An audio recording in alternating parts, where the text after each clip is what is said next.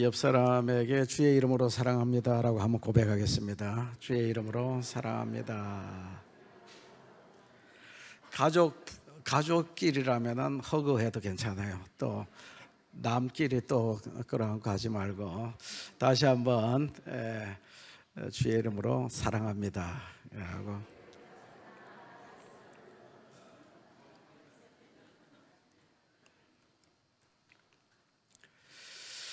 노틀담의 곱추라고 하는 영화를 여러분들이 보시기도 하셨고 또 듣기도 하셨을 것입니다. 프랑스의 파리에 가면 세느강이 있고 세느강변에 아름다운 노틀담 사원이 있죠. 3년 전인가 언제 불이 난데 어떻게 된지 모르겠어요. 그 사원에 종치기 집사가 있었어요. 근데 이 집사가 얼굴이 흉측하게 생겼고 그리고 또 곱추였습니다. 거기다 생각은 좀 모자랐습니다.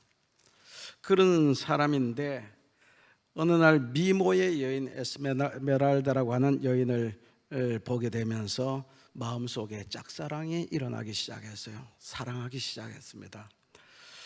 그리고 사모하게 되고 열렬히 사랑하고 사모하고 혼자서 짝사랑을 하게 된 거죠. 그러다가 영화 마지막 부분에 가서 볼 것 같으면은 이 에스메랄다가 죽어요. 그런데 죽으니까 그 관 옆에 이 곱추가 죽음을 함께 하겠다고 들어 누워서 결국 죽습니다. 이 영화를 보면서 굉장히 안타깝고 또 슬프고 또 코끝이 찡해 오는 어떤 그런 감동도 있었습니다. 짝사랑이라고 하는 것은 굉장히 슬픈 일이죠. 혹시 그런 사람 있나요? 짝사랑하는 사람들, 우리 처녀 총각들 가운데서. 자, 오늘 본문의 말씀 볼까 하면은 예수님의 비유의 말씀인데 이 비유의 말씀 속에서 포도원 주인의 짝사랑 이야기를, 짝사랑의 그 마음을 읽을 수가 있습니다. 짝사랑 이야기가 기록이 되어 있어요. 자, 이 비유를 하게 된 배경을 알려면 본문 바로 직전에 20장 1절로부터 8절까지 거기에 말씀 속에서 이 오늘 본문의 말씀, 비유의 말씀을 하게 된 배경을 읽을 수가 있습니다. 우리 다 같이 한번 1절로 8절까지 한번 읽어볼까요? 시작. 하루는 예수께서 성전에서 백성을 가르치시며 복음을 전하실세 대제사장들과 서기관들이 장로들과 함께 가까이 와서 말하여 이르되 당신이 무슨 권위로 이런 일을 하는지 이 권위를 준 이가 누구인지 우리에게 말하라. 대답하여 이르시되 나도 한 말을 너희에게 물으리니 내게 말하라.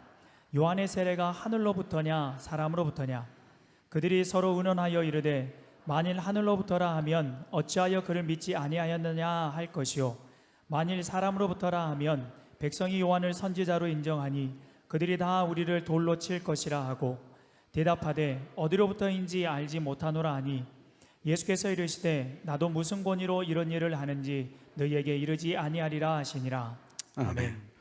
자, 오늘날 그 제사장과 그리고 장로들, 서기관들, 이 제사장, 서기관, 장로는 바로 산헤드린 공의원이 되는 공의원을 구성하고 있는 사람들입니다.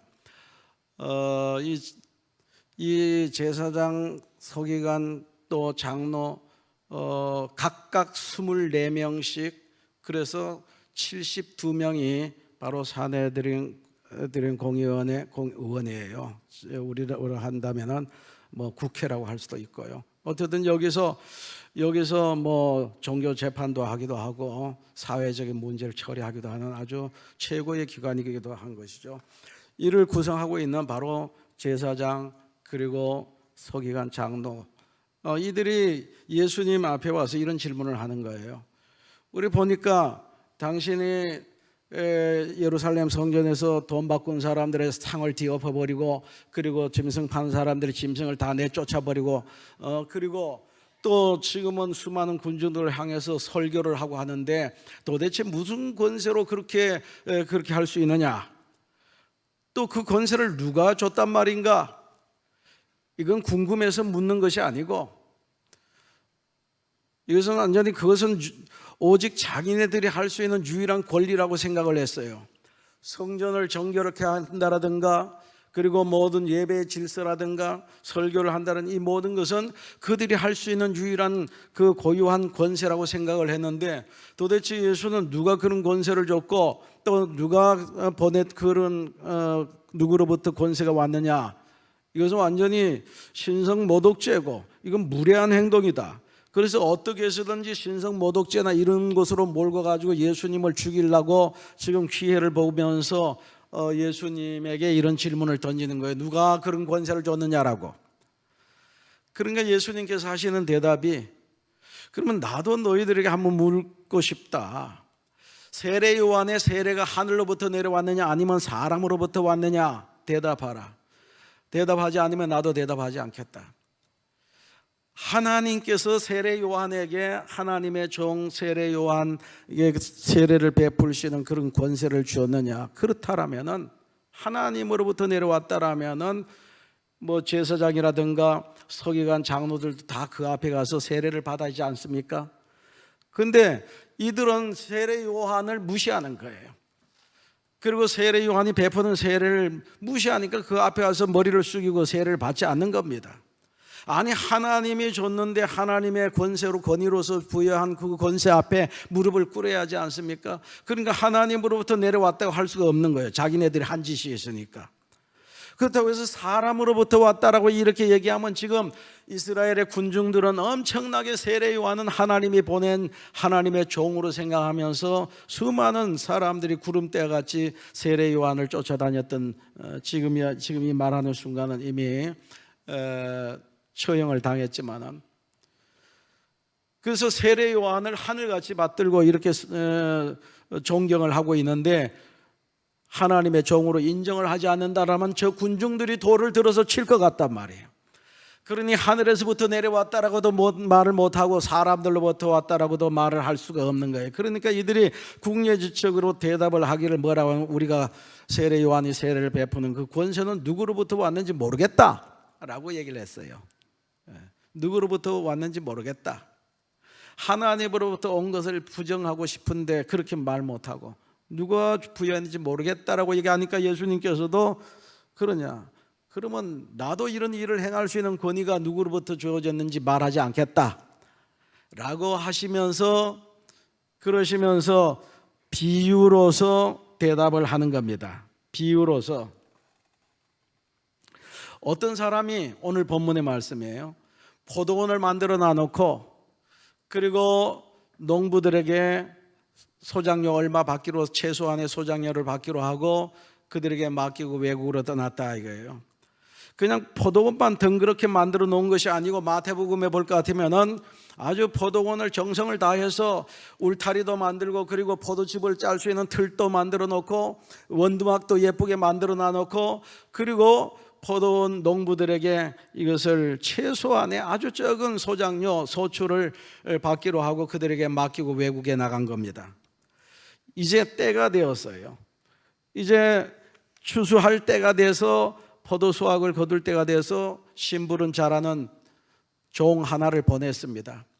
종 하나를 보내서 이제 추수할 때가 됐으니까 소작료, 소출 얼마를 보내라고 주인이 말한다라고 얘기를 했더니만은 그 농부들이 이 심부름 온 종을 갖다가 죽도록 두들겨 패서 빈손으로 돌려보냈습니다.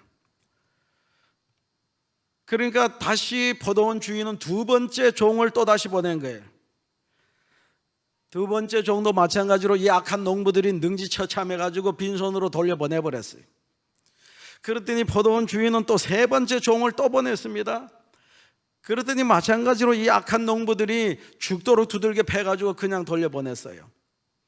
그러니 포도원 주인은 네 번째로는 이제 종을 보내는 것이 아니라 자기 하나밖에 없는 아들을 보내는 거예요. 아들을 보내면 이들이 차마 두들겨 패지 못하고 아들이니까 최고의 정성을 다해서 존중하고 이렇게 대해주지 않겠나라고 생각을 하고 보냈는데 아니올시다예요. 이 배은망덕한 농부들이 모여가지고, 야, 이 자는 상속자가 아니냐, 이 자만 죽여버리면 이 포도원은 우리 것이 될 수가 있다 라고 하면서 저들이 이 아들을, 포도원 주인의 아들을 죽여버리자라고 동의제청해가지고 포도원 밖으로 끌고 나가서 죽여버렸다라는 거예요. 자, 이렇게 되면 포도원 주인이 어떻게 해야 되겠느냐, 이들에게. 이 배은망덕한 악독한 이 농부들에게 어떻게 돼야 되겠느냐. 군대를 이끌고 가서 저들을 다 진멸시켜버리고 그 포도원을 빼앗아서 다른 사람에게 줘야지 않겠느냐 라고 그렇게 비유를 드는 거예요. 자, 이 비유에서 나오는 포도원은 바로 가나안 땅을 말하는 겁니다. 팔레스틴 땅. 그리고 그 포도원이라고 할 수 있는 팔레스틴 가나안 땅의 주인은 바로 하나님, 그 포도원 주인은 하나님을 말하는 거예요.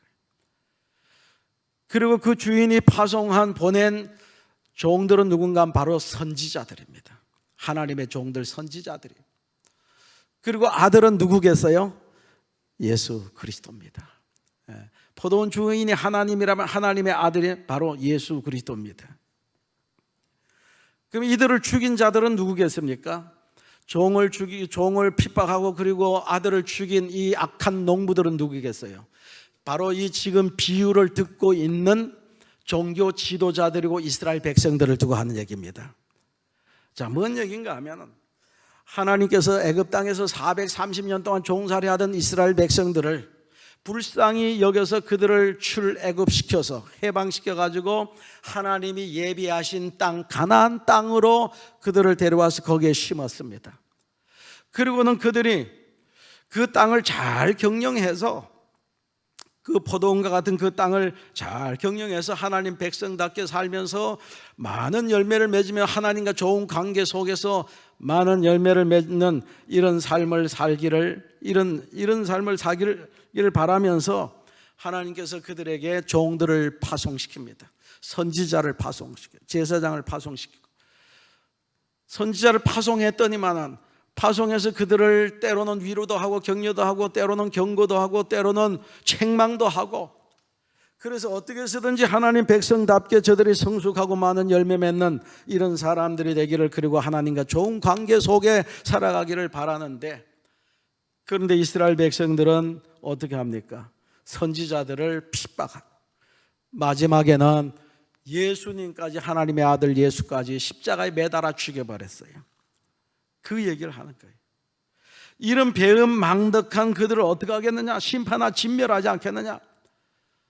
바로 AD 70년에 이스라엘은 완전 진멸당했습니다. 로마의 디토 장군에 의해서.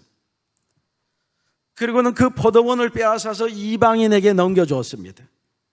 그래서 이방 교회가 바로 하나님의 포도원이 된 거예요. 지금 이방 교회는 하나님의 포도원이 됐다는 얘기예요. 이방 교회가 바로 세상 속에서 제사장의 역할을 하고 왕 같은 제사장으로서 하나님과 이 세상 사람들을 연결시키는 이 일을 바로 이스라엘 백성들에게 맡겨줬는데 그 일을 감당하지 못하니까 이방 교회에다가 넘긴 것입니다. 자, 그래서 결론적인 얘기가 17절에 나옵니다. 17절 우리 다 같이 한번 읽어보겠습니다. 17절 시작. 그들을 보시며 이르시되 그러면 기록된 바 건축자들의 버린 돌이 모퉁이의 머릿돌이 되었느니라 함이 어찌냐. 이 말씀은 바로 시편 118편 22절의 말씀을 예수님이 인용하신 거예요. 건축자들이 버린 돌을 모퉁이의 머릿돌이 되게 하셨다 하나님께서. 바로 이 돌은 예수님을 말하는 거예요. 이스라엘 사람들은 이 돌을 버려버렸어요. 건축자들이 팽개쳐버렸습니다. 받아들이지 않았어요. 그랬더니 하나님께서 버린 그 돌을 이방교회의 머릿돌, 주춧돌이 되도록 만들었다는 얘기예요. 교회의 기초가 되도록 하나님께서 높이 들어 이스라엘 사람들이 버린 예수 그리스도로 인해서 교회가 든든히 세워지는 이런 역사가 일어나도록 만들으셨다라는 얘기입니다. 할렐루야. 자, 이렇게 지금 예수님께 질문했던 그 장로들, 서기관들, 제사장들에게 너의 권세가 어디로 왔느냐라고 하는 그 질문 앞에 예수님께서 비유로 말씀하는 거예요. 포도원 주인의 아들. 그가 지금 누구를 두고 한 얘기예요? 예수님 자신을 두고 한 얘기. 내가 왔는데 너희들은 결국 나를 죽이게 될 것이다. 그리고 이스라엘 백성들을 나를 배신하고 버리게 될 것이다. 그러나 버린 내가 아버지께서 이방 교회의 주춧돌이 되도록 하셨다. 믿습니까? 그러니 내가 너희들이 질문하는 이 모든 권위와 건세라고 하는 것은 아버지 하나님으로부터 온 것이다. 나는 그의 아들이다 라고 당당하게 지금 예수님께서 말씀을 하시는 거예요. 이것이 바로 1절에서부터 오늘 본문의 말씀까지 이어지는 말씀입니다. 자, 이 말씀 속에서 우리가 많은 교훈을 받을 수가 있는데 그 중에 특별히 몇 가지만 말씀을 드린다면 먼저는 우리 인간의 그 악한 본성을 이 말씀 속에서 볼 수가 있어요. 인간이 얼마나 악한 존재인가라는 것을요. 특히 유대인들, 지금 유대인들은 예수님뿐만 아니라 선지자들을 다 죽이고 예수님까지 다 죽이는 이 악독한 하나님의 아들을 죽이는, 그래서 유대인의 죄를 지금 모습을 보고 있는데 사도 바울은 유대인의 죄를 로마서에 지적하고 있지 않습니까? 로마서 1장에서는 이방인의 죄를 지적합니다. 그리고 로마서 2장에서는 바로 유대인의 죄를 고발하고 있어요. 그리고 로마서 3장에 가서는 이방인의 죄와 또 유대인의 죄, 이들도 저들도 모두가 죄인이다 라는 것을, 모든 인생들은 죄인이다라는 것을 고발하고 있습니다. 그래서 로마서 3장 9절로 10절 한번 읽어볼까요? 다 같이 시작. 그러면 어떠하냐? 우리는 나으냐? 결코 아니라. 유대인이나 헬라인이나 다 죄 아래에 있다고 우리가 이미 선언하였느니라. 기록된 바 의인은 없나니 하나도 없으며. 아멘. 이방인이나 유대인이나 다 죄인이고 이 땅에 존재하는 모든 인간들은 전부 다 하나같이 죄인이다. 의인은 없나니 단 한 사람도 없다. 우리가 말할 저 사람은 참 의롭다, 저 사람은 참 선하다, 착하다 하지만은 하나님이 보시는 앞에서는 의인이 없습니다. 이 세상에 있는 인간들은 모두가 하나같이 죄인인데 단지 드러난 죄인과 드러나지 않는 죄인이 있을 뿐이다 이게요. 저 사람은 의롭고 선하다라고 하지만은 그 사람은 죄가 안 드러났으니까 의롭고 선한 것이고, 저 사람이 죄인이라고 손가락질을 하는데 그것은 죄가 드러났기 때문에 죄인이라고 손가락질을 하는 것이고, 하나님 앞에서 감출 수 없는 우리의 속속들이를 다 들여다보시는 하나님 앞에서는 다 도토리 키재기라, 모두가 지옥 아름묵에 가야 할 죄인으로밖에 보이지 않는 겁니다. 하나님 앞에서는. 믿습니까? 그러니까 의인은 하나도 없고 나는 의롭다라고 자랑할 수 있는 사람이, 하나님 앞에서 자랑할 수 있는 사람은 이 세상에 단 한 사람도 없다라니. 이렇게 모든 인간들은 지옥에 갈 정도로 타락하고 부패하고 이런 인생들이다. 이 타락한 인생들의 모습을 그 다음 절 11절 로마서 3장 11절로 18절에 이렇게 얘기해 놓고 있습니다. 한번 읽어보겠습니다. 시작.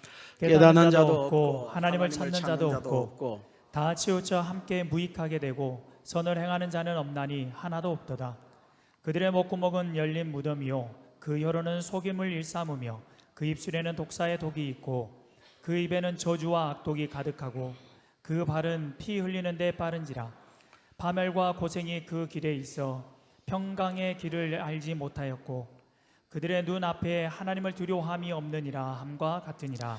이방인도 이스라엘 사람도 하나같이 전부 다 전적으로 타락하고 전적으로 부패한, 칼빈의 말을 빌리면 전적 타락, 전적 부패한 그런 인간의 본성을 이 말씀 속에서 볼 수가 있지 않습니까? 머리끝에서 발끝까지 우리 인생 모두는 이렇게 입만 뻥끗하면 죄가 그냥 악독이 퍽퍽 쏟아져 나오고, 어디 눌리면 거기서 죄악이 그냥 출출 넘치고 하는 것이 바로 우리 인생의 모습이라고 로마서 3장에서는 가르쳐주고 있습니다. 예외가 없다라는 얘기. 로메로라고 하는 영화 여러분 보셨습니까? 그 주인공은 실제 인물인데 그 실제 인물을 영화화했어요. 엘살바도르의 중남미 엘살바도르의 그 대주교 로메로라고 하는 신부가 있었어요. 이 신부가 독재 항거에서 반정부 운동을 하다가 많은 사람들과 함께 이제 감옥으로 끌려 들어와서 막 고문을 받는 겁니다. 엄청난 고문을 당하면서 소리를 지르는 겁니다. 우리는 인간이란 말이야. 인간에게 이럴 수가 있느냐? 우리는 인간이야, 인간. 너희들 완전 짐승 취급한다 이거죠. 그러면서 울부짖습니다. 여러분, 이 로메로라는 신부는 신부이면서도 인간의 본질을 제대로 알지 못한 것 같아요. 인간이기 때문에 그런 악독한 짓을 하는 겁니다. 짐승은 그렇지 않아요. 사람들이 인간은 짐승보다 낫다고 그랬는데 그것은 악독한 인간들이 지어낸 거짓말입니다. 모든 만물보다 부패하고 더러운 것이 인간의 마음. 어떤 피조 세계에서 어떤 것보다도 더 타락하고 부패하고 악독한 것이 바로 인간의 마음 속에서 흘러넘친다고 했어요. 동물은 그러지 않습니다. 동물들 보면 우위를 가리기 위해서 누가 더 센가를 놓고 싸움질을 하지 않습니까? 막 치고받고 싸우는데 싸우면서도 치명타는 가하지 않는 거예요. 내가 더 세다는 것을 입증하면 치명타는 가하지 않는 거예요. 같은 짐승들끼리는요. 소도 봐요. 청도 소 싸움할 때 막 불 갖다 막 씩씩거리면서 코김이 막 씩씩 나오면서 막 그냥 들이받고 밀고 난리잖아요. 그러다가 한쪽이 힘이 딸려가지고 등을 탁 돌리고 쫓겨가면은 더 이상 안 쫓아갑니다. 안 따라가는 거예요. 내가 이겼구나 하고 안 따라가요. 그러나 우리 인간들은 어떻습니까? 끝까지 따라가서 요절 내버리지 않습니까? 이게 악독한 마음이 인간들에게 있어요. 그 사자떼들도 그래요. 사자떼들도 으르렁거리면서 싸울 때는, 자기네들끼리 싸울 때는 막 그냥 물고 뜯고 엄청나게 싸우다가도 한쪽이 힘이 밀려가지고 꼬리 내리고 납작 엎드리면은요 더 이상 건드리지 않습니다. 꼬리 내리거나 아니면 발랑 자빠져서 손을 들면은, 사자도 그렇고 소도 그렇고 얼마나 신사적인지 몰라요. 근데 사람은 얼마나 비신사적입니까? 자기가 이긴 것으로 내가 힘이 세다라는 것을 입증으로 끝나는 것이 아니라 완전히 죽여버리지 않습니까? 완전히 죽일 때까지 쫓아가서. 그러니 인간이 얼마나 악독한가. 사자는 배가 부르면 옆으로 먹잇감이 지나가도 가만 보고만 있습니다. 건드리지 않아요. 그런데 사람은 배부르면 배불러서 더 큰 죄를 구상하고, 배가 고프면 배가 고프기 때문에 더 악랄하게 죄를 짓고, 배가 불러서 죄를 짓고 배가 고파서 죄를 짓고, 이렇게 인간의 마음속에는 악독이 가득 차 있다. 그래서 사람이 만나가지고 입을 열면, 입만 뻥긋하면 누구 죽이는 얘기, 완전히 사람 매장시키는 얘기, 상처 주는 얘기, 이런 얘기만 하고, 모두가 죄인이에요.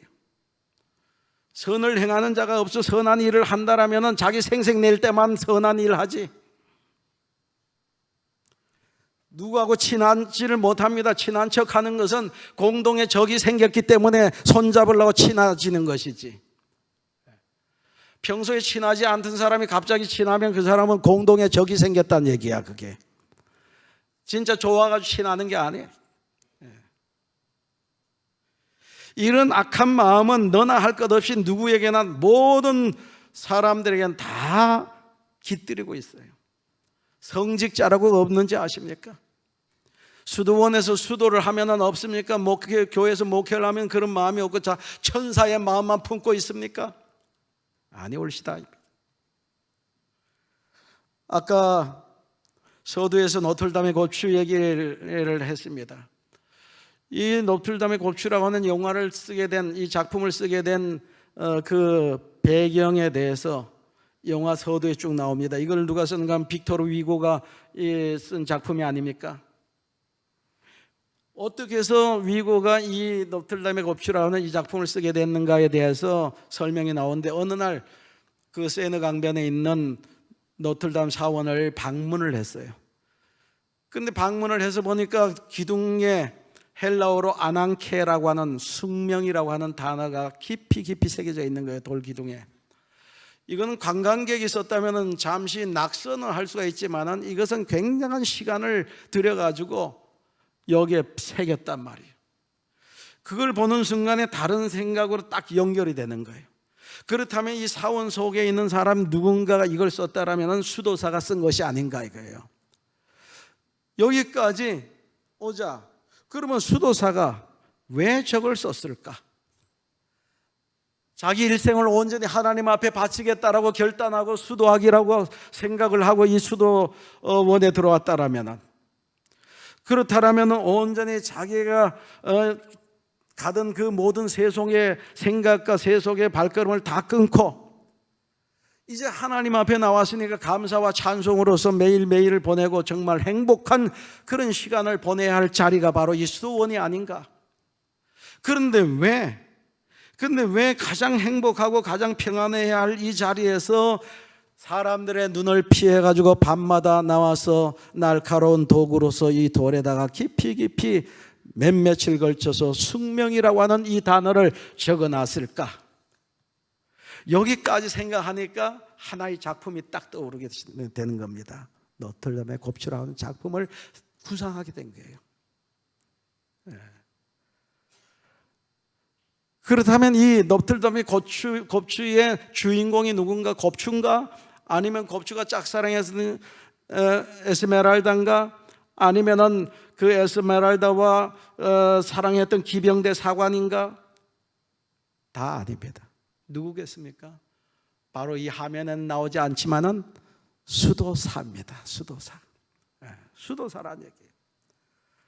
수도사가 수도하러 왔으면 도저히 그 세속의 여인, 예쁜 여인을 향해서 음욕을 품을 수도 없고 그를 사랑해서도 안 되고 사랑할 수도 없는 곱추와 같은 그런 사람이 아니고, 곱추는 바로 수도사를 투영시킨 거예요. 사랑해서도 안 되고 세속의 모든 그 정과 염을 다 끊어버리고 이 하나님으로 만족하고 하나님 앞에 나와서 이렇게 수도하는 그가 온통 마음은 미모의 여인에게 마음이 다 쏟아지는 그 마음을 끊을 수가 없고 정리가 되지 않고, 그러니 그 마음을 품고 밤마다 숙명이라는 글씨를 새겨야 되는 이 위선된 이중적인 이런 모습, 이게 누구냐 이거예요. 이게 곱추냐? 곱추가 아니라 바로 여기에 앉아 있는, 오늘 우리는 예배 드리는 이 자리에서 우리가 거룩한 저 수도서처럼 아름다운 모습으로 앉아 있지만, 그러나 실제 우리 마음속에는 지금 이 순간에도 세상을 향하고 정욕을 향하고 아니면 어떤 죄악을 마음속에 품고 아니면 계획을 하고 있는 우리의 모습이 아닌가. 위선된 우리 머릿속에서 발끝까지 죄악으로 가득 차서 도저히 끊을 수 없고 우리 스스로 우리 자신을 구원할 수 없고 또 변화시킬 수 없는 연약한 죄에 완전히 지배를 당하고 있는 우리의 모습이 아닌가. 이 농부들 같이, 악한 농부들 같이 하나님의 종을 죽이고 그리고 그 아들까지 죽였던 그 악한 무리들 가운데, 농부 가운데 우리도 그 속에 있었다는 얘기예요. 그래서 우리의 모습은, 우리의 인간의 본질은 악한 이 본질, 본성을 지니고 있다는 얘기예요. 여러분 여기 동의하십니까? 나는 천사인데. 네. 그런 사람이 있어요. 자, 그런데 그럼에도 불구하고 하나님을 등지고 이렇게 세상을 향해 가는 이 못난 인간임에도 불구하고 하나님께서 끝까지 포기치 아니하시고 우리를 사랑하시는 하나님, 여기서 하나님의 사랑을 우리가 발견할 수가 있어요. 하나님의 사랑, 끝없는 짝사랑. 우리는 끝없이 세상을 향해 가는데 하나님께서는 끝없이 우리를 달려오면서 포기하지 아니하시고 끝까지 끝없이 우리를 사랑하시겠다라고. 이 사랑을 호세아서에서 우리는 찾아볼 수가 있지 않습니까? 하나님께서 호세아에게 너 장가가라. 누군데요? 고멜이다. 창녀 아닙니까? 그래, 창녀지만 창녀와 결혼해라. 이 착한 호세아는 하나님의 명령을 따라서 장녀와 결혼을 했어요. 고멜과. 재벌은 남 못 준다고 결혼하자마자 집을 나가기 시작하더니 어찌해서 찾아놓으면 또 나가버리고 어찌 찾아놓으면 또 나가버리고, 어떤 때는 장녀촌에 가서 몸을 팔고 있는 그 아내를 보고 포주에게 돈을 주고 몸값을 지불해주고 아내를 찾아와서 우리 이렇게 하지 말자, 우리 다시 한번 새롭게 살아보자, 우리 한번 잘 살아보자 라고 호소도 하고 달래기도 하면서 끝까지 포기하지 않는. 그런데 이 고멜이 어느 날 임신해서 왔어요. 아이를 낳습니다. 낳는데 보니까 아들인데 내 아이가 아니야. 남의 자식이야. 딸을 낳는데 보니까 딸도 마찬가지로 내 자식이 내 딸이 아니야. 남의 딸을 임신해가지고 와서 이렇게, 참 기가 막히지 않습니까? 세상에 이럴 수가 있어요. 그럼에도 불구하고 하나님께서 너 고멜 버리지 말라, 고멜을 버리지 말라, 고멜을 사랑해라 그래도 네 아내다. 하나님의 마음을 호세아서에 담아놓은 거예요. 장녀와 같은 음탕한 고멜과 같은 우리들을 하나님께서 버리지 아니하고 끝까지 사랑하시는 이 모습을 호세아서를 통해서 우리에게 가르쳐주고 있습니다. 하나님은 이렇게 사랑한다. 너희를 얻기 위해서라면 하나밖에 없는 아들을 포기할지언정 너희들은 포기하지 않고 끝까지 사랑한다. 이 무조건적 사랑, 이 희생적 사랑, 이 아가페적 사랑, 이 사랑에 근거해서 우리가 구원을 받게 된 줄로 여러분 믿으시기 바랍니다. 우리가 무슨 예쁜 짓을 했기 때문에 야, 니 참 예쁘고 착하구나, 내 아들 삼자, 그래서 우리가 하나님의 아들이 됐습니까? 딸이 됐습니까? 우리가 구원받을 때 모습이 어떤 모습이었어요? 로마서 5장 8절에 볼 것 같으면 뭐라고 했습니까? 우리가 아직 죄인 되었을 때 그리스도께서 우리를 위하여 죽으심으로 하나님께서 우리에 대한 자기의 사랑을 확증하셨느니라. 죄인 되었을 때, 죄 짓고 돌아다니고 있을 때 하나님께서 우리를 구원하기 위해서 그 아들을 죽음에 내줬다는 얘기예요. 대신 죽어줬어요. 죄값을 치르느라고. 그 다음에 보면 우리가 원수 되었을 때에 그의 아들이 죽으심으로 말미암아 하나님과 화목하게 되었은즉, 하나님의 왼수짓하고 돌아다니고 온갖 죄만 짓고 돌아다닐 때 하나님께서 그 아들을 대신 죽음에 내주시고, 그리고 우리를 살려서 하나님의 아들로 딸로 삼아 주셨으니 할렐루야. 그래서 우리는 그 은혜로 인해서 믿음으로 말미암아 구원을 받게 된 것이지, 우리가 착한 일을 했거나 우리가 선하거나 남보다 우리가 똑똑하거나 착해서 구원을 받은 것이 아니라 전적으로 하나님의 은혜요 하나님의 사랑으로 말미암아 받은 줄 여러분 동의하십니까? 자, 그렇다면 왜 하나님께서 이렇게 죄악 가운데서 방황하고 방탕한 우리를 하나님이 택해서 하나님의 자녀로 삼으셨을까? 왜 왼수짓만 하고 온갖 못된 짓만 하고 악독한 짓을 저지르고 돌아다니는 우리를 왜 하나님께서는 택해서 하나님의 아들로 딸로 삼으셨는가? 하나님의 기대가 있습니다. 우리를 향한 하나님의 기대가 있어요. 그 기대가 뭐예요? 열매예요. 소출. 왜 포도원 주인이 그들에게 맡겼는가? 소출 얼마를 받기로 약속하고 맡겼어요. 하나님께서 우리를 왜 택하셨는가? 바로 열매를 하나님께서 요구하시는 것입니다. 그래서 때가 이름에, 10절에 보면 본문 10절에 때가 이름에, 열매 맺을 때가 됐다는 얘기예요. 그래서 종들을 보내가지고 소출 얼마를 좀 가져와라, 최소한의 소출을 받아와라, 열매를 받아와라. 소출을 거둘 때가 돼서 열매를 거둘 때가 됐으니 열매를 거두어라. 열매는 뭡니까? 성숙의 결과입니다. 성장과 성숙의 결과가 바로 열매 아닙니까? 바로 우리 주님께서 우리를 구원하시고 택하시고 하나님 백성 삼아 주셨는데 이제 우리는 열매 맺을 때가 된 겁니다. 열매 맺을 때가 됐는데 아직 열매도 맺지 못하고 맨날 엎어지고 넘어지고 쓰러지면서 유치원생같이 꽃밭에는 꽃들이 모여 살고 하면서 유치하게 열매 없는 그런 맨날 엎어지고 깨지고 터지고 하는 그런 수준에 머물러 있어서 되겠느냐? 이제 너희들이 성숙해서 열매 맺어야 할 때가 아니냐? 그렇다면 열매를 내놔라 이게요.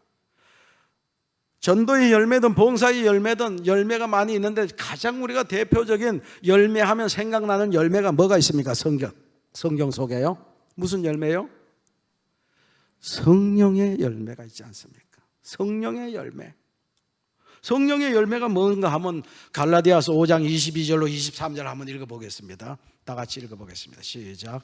오직 성령의 열매는 사랑과 희락과 화평과 오래 참음과 자비와 양선과 충성과 온유와 절제니 이 같은 것을 금지할 법이 없느니라. 아멘. 아멘. 이 열매가 맺혀지면 가장 하나님 백성다운 백성의 모습이고 그리고 가장 하나님 자녀다운 자녀의 모습이에요. 이런 열매가 주렁주렁 맺혔을 때 가장 하나님이 기뻐하신 하나님의 자녀의 모습이라는 얘기입니다. 자, 그럼 우리가 어떻게 해서 이런 성령의 열매, 사랑과 희락과 화평과 자비와 양성과 오래 참과 자비와 양성과 충성과 온유와 절제라고 하는 이런 열매를 우리가 어떻게 맺을 수가 있는가? 사랑하자 사랑하자라고 구호를 외치면은 이 열매가 맺혀지는가? 구호 외친다고 해서 열매 맺혀지는 것이 아닙니다. 뭘 쫓아가면은 이 성령의 열매가 맺힐까요? 성령 쫓아가면 성령의 열매가 맺히는 것이고 육체를 쫓아가면 육체의 열매가 맺히는 것입니다. 그래서 갈라디아서 6장 8절에 육체를 위하여 심는 자는 육체로부터 썩어진 것을 거두고 성령을 위하여 심는 자는 성령으로부터 영생을 거둔다라고 말씀하지 않았습니까? 육체 쫓아가면 육체 열매, 성령 쫓아가면 성령의 열매.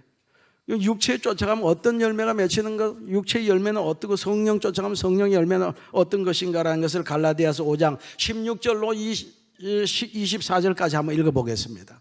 다 같이 시작. 내가 이르노니 너희는 성령을 따라 행하라. 그리하면 육체의 욕심을 이루지 아니하리라. 육체의 소욕은 성령을 거스르고 성령은 육체를 거스르나니 이들이 서로 대적함으로 너희가 원하는 것을 하지 못하게 하려 함이니라. 너희가 만일 성령의 인도하시는 바가 되면 율법 아래에 있지 아니하리라. 육체의 일은 분명하니 곧 음행과 더러운 것과 호색과 우상 숭배와 주술과 원수 맺는 것과 분쟁과 시기와 분냄과 당짓는 것과 분열함과 이단과 투기와 술 취함과 방탕함과 또 그와 같은 것들이라. 전에 너희에게 경계한 것 같이 경계하노니 이런 일을 하는 자들은 하나님의 나라를 유업으로 받지 못할 것이요 오직 성령의 열매는 사랑과 희락과 화평과 오래 참음과 자비와 양선과 충성과 온유와 절제니 이 같은 것을 금지할 법이 없느니라. 그리스도 예수의 사람들은 육체와 함께 그 정욕과 탐심을 십자가에 못 박았느니라. 아멘. 여러분 속에 성령이 내주하신 것을 믿습니까?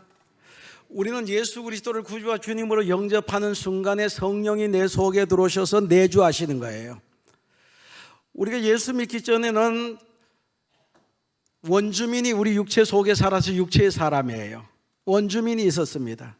그런데 예수를 믿음으로 말미암아 이제 새로운 사람, 성령의 사람, 성령의 소욕을 쫓는 성령의 사람, 새 사람이 우리 속에 또 탄생하게 된 거예요. 그래서 내 속에 육체의 소욕을 쫓는 육체의 사람과 성령의 소욕을 쫓는 성령을 쫓고자 하는 성령의 사람 두 사람이 우리 속에 함께 동거를 하게 되는 겁니다. 그러다 보니 육체는 성령을 거스르고 성령은 육체를 거스르는 거예요. 정반대로 자꾸 나가는 겁니다. 우리 육체의 사람은 성령의 사람을 자꾸 반대하는 거예요. 그쪽으로 안 가는 겁니다. 그러니까 갈등이 되는 거죠. 갈등이 뭡니까? 갈등이나 오늘 한글날이니까 갈등이라고 하는 단어가 왜 생겼는지 압니까? 이 갈등이라는 단어는 참 아름답습니다. 갈등 자체는 고통스러운 것이고 트러블이지만은 이 갈등이라는 것은 갈이라고 하는 것은 한문으로 갈은 이것은 바로 칡넝쿨을 말하는 거예요. 칡.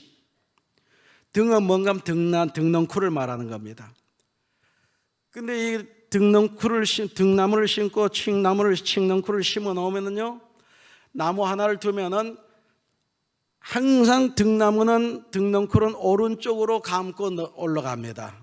등넝쿨은요, 오른쪽으로 계속 감고 올라갑니다. 한번 보세요. 신기합니다. 칡넝쿨은 어디로 감는가 하면 왼쪽으로 감고 올라가는 거예요. 등넝쿨은 오른쪽으로 감고 올라가고 칡넝쿨은 왼쪽으로 감고 올라가니까 여기에 항상 충돌이 생기는 거예요. 트러블이 생기는 겁니다. 그러니 항상 괴롭고 고통스러운 거예요. 나무 하나에다 둘이 그냥 같이 이 넝쿨들이 감고 올라가니 반대 방향으로 하는 게 맨날 충돌이 되는 거예요. 그래서 바로 칡넝쿨과 등넝쿨이 함께 있으면 트러블이 일어나고 고통스럽고 혼란스러운 거예요. 그래서 그런 의미에서 바로 칡넝쿨과 등넝쿨이 함께 있으면 고통스럽다는 의미에서 갈등이에요. 갈등. 그래서 갈과 등이 함께 있으면 괴롭다. 그래서 괴롭지 않으려면 어떻게 해야 되겠어요? 하나를 죽여야 됩니다. 하나를 죽여야지만이 괴롭지 않는 거예요. 트러블이 생기지 않고 자연스럽게 올라갈 수가 있습니다. 오늘 우리 속에 육체의 소욕을 따르는 옛사람이 거하면서 자꾸 하나님을 반대 방향으로 우리를 이끌고 가는 겁니다. 성령의 새로 입주한 성령의 사람은 자꾸 하나님의 뜻을 향해서 나가려고 그럽니다. 그래서 주일날 교회 나오자고 성령의 소욕이 자꾸 성령의 사람이 내게 감동을 주고 교회 가야 돼, 주일이니까. 그러면 육체의 소욕을 지닌 옛 사람은 반대로 나가는 거야. 아니야, 교회 가지 말고 절간 가자, 오늘 놀러 가자. 자꾸 이런 식으로.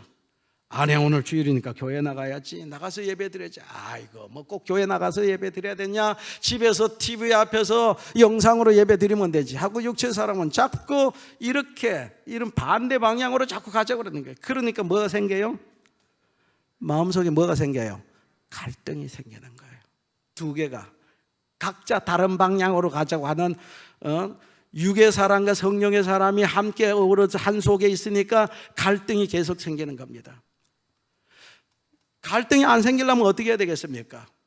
이미 우리 속에 들어온 성령은 우리를 포기하지 않고 우리가 죽을 때까지 성령은 내주하신 성령은 나가시지 않고 우리 속에 있다라면 결국 죽여야 할 것은 육체의 사람을 죽여야 되는 거예요.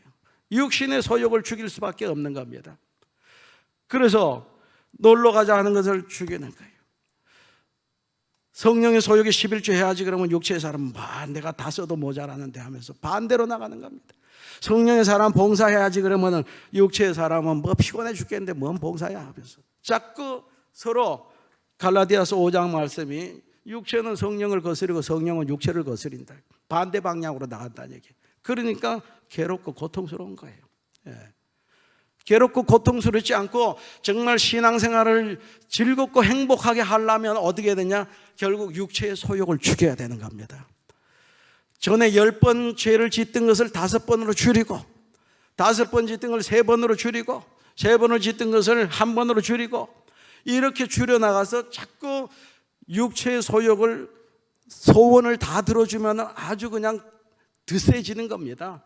힘이 점점 자꾸 먹여주고 소원대로 먹여주면 막 자라고 힘이 항우장사같이 되고 그러면 성령의 사람은 발붙일 곳이 없어지는 거예요.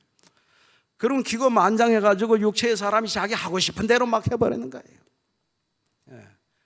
죄도 담대하게 짓게 되고 자꾸 말을 들어주면은요 강해집니다. 육체의 사람이 점점 강해지는 거예요. 그러나 우리는 그 육체의 소욕을 들어주지 않고 자꾸 요구하지만 그러나 먹을 거 주지 않으면 자꾸 굶겨야 돼요. 5번 먹던 것을 3번으로 소욕을 들어주지 않는 거예요. 그러면 성령의 사람을 자꾸 키워나가고 강하게 갖고 나가고 쫓아가면은 결국 성령이 우리 속에서 강력한 힘을 발하게 되면서 육체의 소욕은 발붙일 곳이 없게 되는 것이고 주일이 오면은 교회 가자 그러면 당연히 교회 나가야지 고민될 것도 없습니다. 갈등될 것도 없어요. 육체의 소욕이 죽어버렸으니까 성령의 소욕이 강하니까 교회 나가는 게 여기 나와 앉아있는 게 갈등될 거 없이 당연히 나가야지 뭐. 11조 하지. 당연히 11조 생활해야지. 교회 봉사하지만 그래 당연히 해야지. 갈등이고 뭐고 자주가 할 것도 없습니다. 갈등이 없어지는 거예요. 그렇게 될 때 우리는 행복한 신앙생활이 될 줄로 믿으시기 바랍니다. 이렇게 할 때 우리 신앙생활이 행복하게 되는 것이고, 이렇게 될 때 우리 신앙이 성숙해 가게 되는 것이고, 성숙한 그 결과로 주렁주렁 맺히는 것이 있는데 뭐가 맺혀요? 성령의 열매가 맺혀지는 것이다 이 얘기예요. 여러분, 이 포도원 주인과 농부 사이에 왜 갈등이 생기느냐? 줘야 할 소출을 주지 않기 때문에 그렇습니다. 소출을 때가 돼서 줘야 될 때 딱딱 주면은 갈등할 것도 없어요. 싸울 것도 없습니다. 그렇듯이 우리가 성령의 열매를, 하나님의 자녀로서 성령의 열매를 하나님 앞에 드려야 될 때 드리면은, 바치면은 하나님과 우리 사이에 갈등될 것도 없고 하나님 앞에 우리 자신이 기쁨이 되고 영광이 되는 줄로 믿으시기 바랍니다. 그래서 하나님 앞에 드려야 할 열매, 성령의 열매를 드리면 하나님께서 기뻐하시고 영광을 받으시고, 그래서 그 하나님과 우리 사이에는 굉장한 긴밀한 관계, 사랑의 관계, 깊은 관계 속으로 들어가게 되는 것이고, 우리가 하나님 앞에 자랑감이 될 줄로 믿으시기 바랍니다. 가을이 왔습니다. 열매의 계절입니다. 오늘 이제는 우리가 우리 자신을 돌아보면서 하나님 앞에 열매를 드려야 되는데, 이 성령의 열매를 바칠 때에 정말 우리는 하나님과 깊은 관계, 하나님 앞에 기쁨이 되어서 하나님께서는 우리에게 구하는 걸 뭐든지 주고 싶어하는, 축복하고 싶어하는 이런 관계 속으로 들어갈 수 있기를 주의 이름으로 축원합니다. 만약에 하나님께서 우리를 사랑함에도 불구하고 우리가 드려야 할 걸 드리지 못함으로 하나님 앞에 하나님만 우리를 짝사랑을 하고 우리는 멀리 도망치고 한다면 이게 얼마나 슬픈 일입니까? 하나님은 우리를 사랑하고 우리는 하나님을 사랑하고 깊은 관계 속으로 들어갈 수 있는 우리 모두가 될 수 있기를 주님의 이름으로 축원합니다.